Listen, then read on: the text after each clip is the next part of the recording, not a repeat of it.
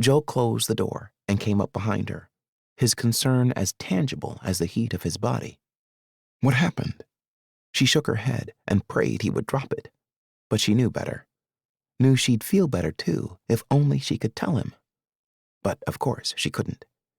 Bad news? He asked in that deep, troubled voice, and suddenly she didn't care about the conflict between them.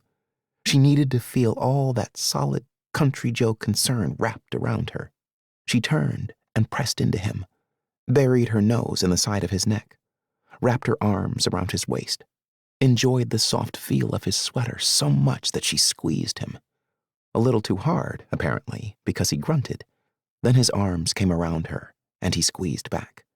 Warm, firm, strong, and so very tempting. Want to talk about it? He murmured. No, she didn't. What she did want, with every aroused ounce of her femininity, was to taste him. Had his flavor changed? Would her tongue still tingle when it made contact with his skin? She had to find out. Yes, she was desperate for a distraction, and Joe provided a handy one. Would it be wise to kiss him? No. Spontaneous? Definitely. He'd implied she couldn't be impulsive.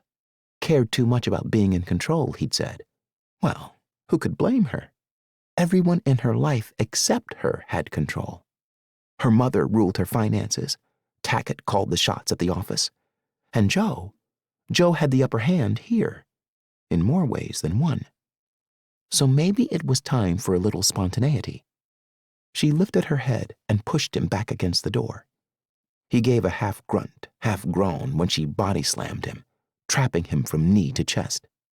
Then she curled her fingers into his sweater, stood on the tips of her toes, and sank her teeth into his chin. He sucked in a breath and reared away. The back of his head thumped against the door, and for a long, wordless moment, he stared down at her. When she followed up her bite with a lick, his expression morphed from shock to desire, his eyes narrowing with sexy intent. She knew that look. It had always made her vibrate, as if someone had flicked a switch, sending a relentless electrical current through her body. Apparently, someone was still manning that switch because she was pulsing like a Cuisinart. Though so much about Joe had changed, his effect on her body remained the same, which would probably turn out to be a very bad thing. But at the moment, she couldn't bring herself to be anything but grateful. She could see the moisture from her mouth on his chin, the smudges of red where her teeth had scraped him, and she shuddered with the need to bite him again. Hard. Heat pulsated from her thighs to her hands. Do you know what you're doing? But she'd stopped thinking the moment her body had touched his. Her nails dug into his chest, and she wriggled against him, his muscular length both fresh and familiar at the same time. His chest rose and fell rapidly against hers, while his fingers tightened on her hips. From the back of his throat came a deep, primal noise of appreciation. His arms slid up and around her. He lowered his head, skimmed his mouth along the side of her neck and up behind her ear. The warmth of his breath on her skin had her craving a much more intimate, rhythmic heat. The thought of opening herself up to Joe again like that, literally and figuratively, sent nerves sparkling through her chest, and her lungs felt suddenly too small. She turned her head and touched her tongue to the stubble along his jaw, inhaled and caught a hint of sandalwood, realized she wasn't the only one shaking.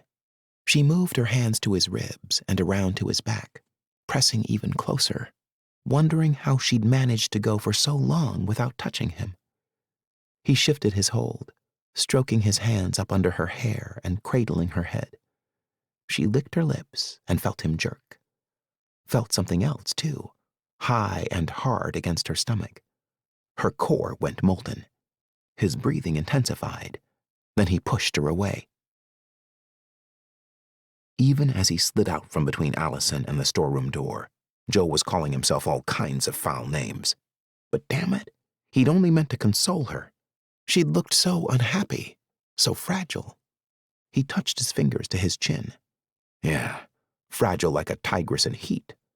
His erection sat up even straighter, like a student determined to be teacher's pet, and Joe set his jaw. If he didn't stop thinking about her mouth, he'd have to hide out in the storeroom all night. The small space echoed with uneven breathing, and the scrape of his boots on cement as he turned to face her. She stood with her arms crossed, skin flushed and ice edging into her eyes, but the hurt lingered. He hadn't meant to make her feel rejected, but he didn't want to lose himself in the moment either. He might accidentally tell her how much he'd missed her.